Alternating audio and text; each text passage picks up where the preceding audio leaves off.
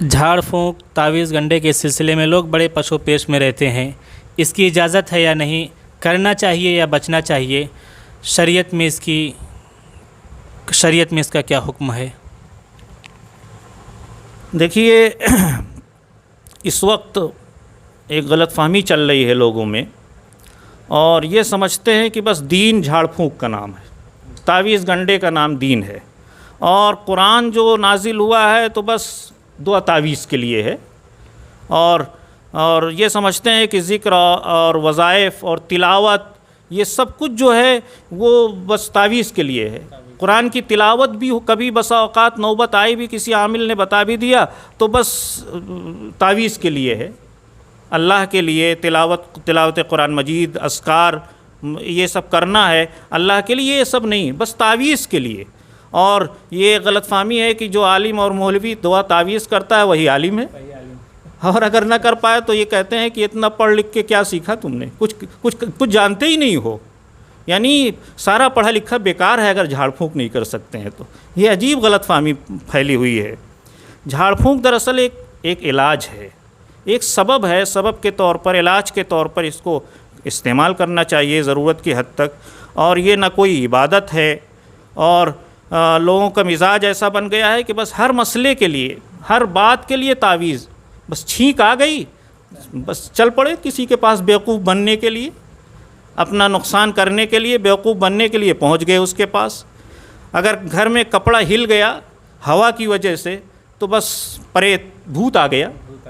برتن کبھی رات میں بلی نے گرا دیا تو بس جن نے یہ کر دیا ہے۔ یعنی عجیب وہم بیٹھا ہوا ہے لوگوں کے ذہن میں، جبکہ دنیا ترقیات کے منازل طے کر رہی ہے، ستاروں تک پہنچنے کی کوشش کر رہی ہے، اور اللہ نے جس کو خلیفۃ الارض بنایا ہے، مسلمانوں کو ایسی کتاب دی ہے جو تسخیر کائنات کا سبق اور درس دیتی ہے، ان کے یہاں یہ توہمات اور یہ خرافات اور یہ جن پریت بھوت پریت سے ڈرے اور سہمے جا رہے ہیں، بجائے کہ وہ آگے بڑھتے اور ان خرافاتی جن پر لوگ آج ہنس رہے ہیں وہ ان کے یہاں بالکل معمول بیہا ہے، اس کو اختیار کیے ہوئے ہیں۔ تو جھاڑ پھونک شریعت میں بالکل منع بھی نہیں ہے، ایسا نہیں ہے کہ بالکل منع ہو، بلکہ کچھ شرائط کے ساتھ اس کی اجازت بھی ہے۔ بلکہ قرآن اور حدیث میں اللہ کے رسول نے جو مسنون اذکار بتلائے ہیں، مسنون دعائیں جو بتلائی ہیں، اور جو کچھ دعائیں ہیں ان سے اگر کیا جائے تو یہ مستحب بھی ہو جاتا ہے۔ اور اسی طریقے سے اللہ کے کلام سے اگر دعا تعویذ کیا جائے، اور اللہ کے نام سے، اللہ کی صفات سے، اور اس میں شرکیہ چیزیں نہ ہوں، اور اسی طریقے سے دعا تعویذ کو متصرف بالذات نہ سمجھا جائے، اللہ کو کارساز حقیقی سمجھا جائے، تو پھر دعا تعویذ جائز ہے، اس کو اختیار کرنا چاہیے، اور بس بدرجہ سبب کے، بدور علاج کے اس کو کرنا چاہیے۔ شریعت نے اس کی بہت زیادہ ہمت افزائی بھی نہیں کی ہے، کیونکہ اس میں عام طور سے جو مبتلا ہوتے ہیں وہ شرک تک پہنچنے لگتے ہیں، اس لیے شریعت نے اس کی حوصلہ افزائی، ہمت افزائی نہیں کی ہے۔ ایک حدیث پاک میں تو ہے کہ 70,000 لوگ جو جنت میں جائیں گے بلا حساب و کتاب میں، بغیر حساب و کتاب کے، ان میں وہ لوگ بھی ہوں گے جو دعا تعویذ نہیں کرتے تھے، جو اس سے بچتے تھے، اس سے احتیاط کرتے تھے۔ ایک حدیث پاک میں اللہ کے رسول صلی اللہ علیہ وسلم نے 10 چیزوں پر ناپسندیدگی کا اظہار فرمایا، اس میں دعا تعویذ بھی ہے۔ ایک حدیث پاک میں اللہ کے رسول صلی اللہ علیہ وسلم نے فرمایا کہ جھاڑ پھونک اور گنڈا تعویذ گنڈے اس میں عام طور سے شرک ہوتا ہے۔ تو اس لیے ایک حدیث پاک میں اور ہے کہ ظفر ایک خاتون تھی اللہ کے رسول کے زمانے میں، جن کو ایک مرض تھا اور وہ بے ہوش ہو جاتی تھی، سطر کھل جاتا تھا، اللہ کے رسول کے پاس حاضر ہوئیں اور انہوں نے کہا اللہ کے رسول ایسا ایسا ہے، تو اللہ کے رسول نے ان سے فرمایا کہ ان شئت صبرتی فلک الجنہ، اگر تو صبر کرتی ہے تو تیرے لیے جنت ہے۔ انہوں نے کہا کہ اللہ کے رسول سطر کھل جاتا ہے، اس کی دعا فرما دیں، تو اللہ کے رسول نے اس کے لیے دعا فرما دی، لیکن ان کو اللہ کے رسول نے صبر کی تلقین کی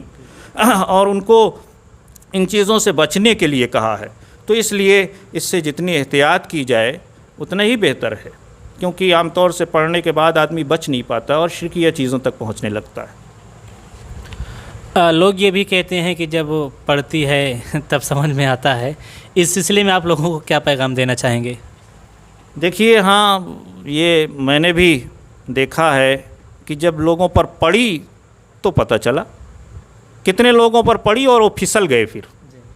وہ صحیح راستے پر رہ نہیں پائے، اور اس لائن میں جھاڑ پھونک والوں کے پاس پہنچے تو جھاڑ پھونک کے بے اعتدالیوں اور شرکیہ امور سے وہ بچ نہیں سکے، اچھے اچھے لوگ نہیں بچ سکے، اور عاملوں کی بہت سی خرافاتی چیزوں کو وہ کرنے پر مجبور ہو گئے، کیونکہ ان کو پریشانی تھی اور وہ اللہ پر ایسا توکل نہیں تھا، تو ان خرافاتی چیزوں میں پڑ گئے۔ لیکن اس کا یہ مطلب تو ہرگز نہیں ہے کہ غلط صحیح ہو جائے، غلط تو غلط ہی رہے گا، اس سے بچنا چاہیے۔ بیماریوں اور پریشانیوں میں ایمان کی سلامتی کی فکر اور شرک سے بچنے کی پوری فکر رہنی چاہیے اور اللہ پر توکل کرنا چاہیے۔ اس معاملے میں انبیاء اور صحابہ اکرام ہمارے لیے اسوہ اور نمونہ ہیں۔ حدیث پاک میں ہے کہ اشد الناس بلاء الانبیاء ثم الامثل فالامثل، کہ انبیاء کو پریشانی آتی ہے، پھر اس کے بعد جو اللہ کے ایک حدیث میں اللہ کے رسول نے فرمایا کہ ایمان والے کو، مسلمان کو جب کوئی پریشانی لاحق ہوتی ہے، یہاں تک کہ کانٹا بھی چبھتا ہے، تو یہ اس کے لیے گناہوں سے کفارہ بن جاتا ہے، اس کے درجات بلند ہوتے ہیں۔ تو اس لیے پریشانیاں آئیں تو ایسے حالات میں آدمی کو استقامت اختیار کرنی چاہیے، اپنے ایمان کی اور سلامتی کی فکر کرنی چاہیے، اور شرکیہ چیزوں سے بچتے ہوئے ان کو بدرجہ سبب کے استعمال کرنا چاہیے۔ جب کبھی ایسا موقع آئے تو ہمیں کیا کرنا چاہیے؟ ہمارا دین ہمیں کیا رہنمائی کرتا ہے؟ دیکھیے، ایسے حالات آتے ہیں، ہمارے یہاں بیماریاں ہوتی ہیں، پریشانیاں ہوتی ہیں، اور تو ایسے حالات میں قرآن مجید فاستعذ باللہ من الشیطان الرجیم یہ رہنمائی کرتا ہے کہ ہم اللہ کی پناہ لیں، اللہ کی طرف رجوع ہوں اور اللہ سے لو لگائیں، اللہ سے روئیں اور گڑ گڑائیں۔ وہی نقصان پہنچانے والا، وہی نفع پہنچانے والا ہے۔ اس کے علاوہ ہم اگر دوسرا کوئی راستہ اختیار کرتے ہیں تو اللہ نے جس حد تک اجازت دی ہے، اللہ کے رسول صلی اللہ علیہ وسلم کی تعلیمات سے جس حد تک اجازت ملتی ہے اتنا ہی رہیں، باقی اللہ سے لو لگائیں۔ ایسے موقعوں پر سب سے زیادہ ضرورت صبر کی پڑتی ہے کہ انسان صبر کا دامن تھامے رکھے۔ اللہ کے رسول نے ایسے موقعوں پر وَإِن شِئْتِ صَبَرْتِ فَلَكِ الْجَنَّةُ، کہ اگر صبر کا دامن تھامے رہو گی، اس کو اختیار کیے رہو گی، تو تمہیں جنت مل جائے گی۔ ایک حدیث پاک میں اور اللہ کے رسول نے فرمایا کہ میں بندے کی دونوں آنکھ چھین لیتا ہوں اور وہ اس پر صبر کرتا ہے، عوضتہ بالجنہ، تو اس کے عوض میں اس کو جنت دیتا ہوں۔ تو بیماریاں اور پریشانیاں آتی ہیں تو بسا اوقات اللہ پریشانیاں اس لیے بھی دیتا ہے کہ بندہ میری طرف رجوع کرے، مجھ سے مانگے اور مجھ سے کہے اور مجھ سے گڑ گڑائے۔ لیکن ہمارا معاملہ یہ ہے کہ ہم سب کچھ کرتے ہیں، اللہ ہی سے دعا نہیں کرتے، اللہ ہی سے نہیں مانگتے ہیں۔ ایسے حالات جب آئیں تو ایمان بالقدر اور رضا بالقضا کی بھی ضرورت پڑتی ہے کہ اللہ ہی کارساز حقیقی ہے، وہی اسی کے ہاتھ میں نفع و نقصان ہے۔ ایک حدیث پاک میں ہے کہ سارے جن و انس جمع ہو جائیں کسی کو نقصان پہنچانے کے لیے، اور اللہ اس کو نفع پہنچانا چاہے تو یہ کچھ نہیں کر سکتے۔ سارے جن و انس جمع ہو جائیں کسی کو فائدہ پہنچانے کے لیے، اور اللہ فائدہ نہ پہنچانا چاہے تو کچھ نہیں کر سکتے یہ سب۔ تو ہمیں اللہ پر بھروسہ رکھنا چاہیے، اور ایسے حالات میں دعا کا ہتھیار ہمارے پاس ہے،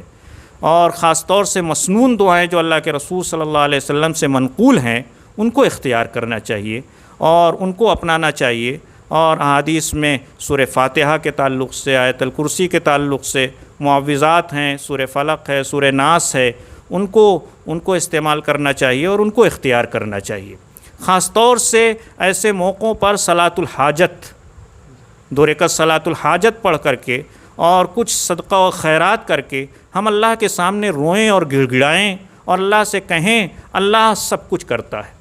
جن بھی اس کے قبضے میں، شیاطین بھی اس کے قبضے میں، بیماریاں اور پریشانیاں بھی اس کے قبضے میں، سب اسی کے قبضے میں ہیں، وہ چاہے تو کوئی کچھ نہیں بگاڑ سکتا ہے۔ لیکن ہمارا بھروسہ اور توکل اللہ پر نہیں ہے، دوسری چیزوں پر ہے، اس لیے ہم پریشان رہتے ہیں۔ علامہ ابن قیم نے فرمایا ہے، لکھا ہے ایک جگہ کہ ایسے موقعوں پر اور ایسے حالات میں جب کہ سحر ہو، کسی پر جن کے اثرات ہوں یا اس پر نظر بد ہو، تو ایسے موقعوں پر ذکر ہے، تلاوت ہے، دعا ہے، یہ سب سے زیادہ مفید اور نفع بخش ہے، سب سے زیادہ کارآمد ہے، اس کو اختیار کرنا چاہیے۔ مولانا کا بہت بہت شکریہ، اس سلسلے میں بہت قیمتی رہنمائی فرمائی کہ تعویذ، گنڈے اور جھاڑ پھونک سے ہمیں کہاں تک احتیاط کرنا چاہیے۔ شریعت اس کی کہاں تک اجازت دیتی ہے اور کہاں تک ہمیں بچنا چاہیے، عامل کو بھی یہ سمجھنا چاہیے کہ اس کے لیے کہاں تک اجازت ہے، اور مریض بھی کس طرح سے وہ علاج کرائے۔ مولانا آپ کا بہت بہت شکریہ، آپ نے بہت قیمتی رہنمائی فرمائی، جزاکم اللہ خیرا و احسن الجزا۔